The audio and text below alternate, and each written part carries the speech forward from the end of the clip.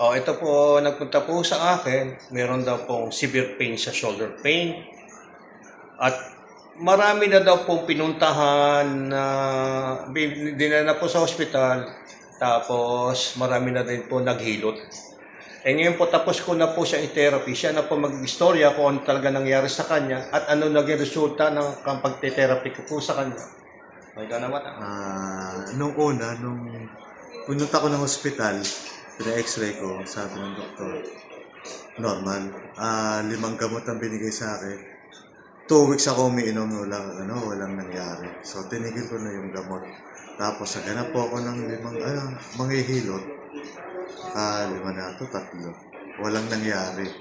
Hindi ko po maigalaw itong ko. Pero lahat ng chinek niya po, okay na po lalo Guminawa po yung pakiramdam ko ngayon.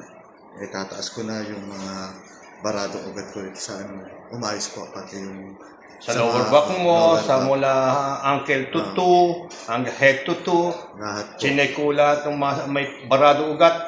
Alam ko lahat, tama ako man. Tama po, gumaling po, satisfied po ako. Di ba? Ngayon, yung shoulder mo, totally okay na. Di ba? May konting-konti na lang. Kasi namamaga pa po yung muscle. Sige nga, galawin mo nga ngayon yung yung kamay mo. Ayan. Dati, ilagay mo sa likod. Di ba? Dati yung nailalagay na po niya sa likod. Yan. Dati, masakit ngayon pero taas mo. Yan. Paikot-ikutin mo nga. Pakita mo. Nawala po. Totally. Yan.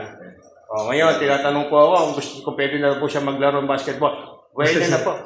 Sige ka ako, salang bata. Laban. Salamat po sa diba? Ano masasabi mo? Ma-recommend ba ako na isang professional at legit na proven na manghihilot sa dieta? Legit po, sir. Talagang hindi sila mapapaya sa akin? Hindi po. Sigurado ka? Opo. Paano? Patunay po kayo. Paano po? Ganun na lang po. God bless po. Salamat po. Salamat po, sir.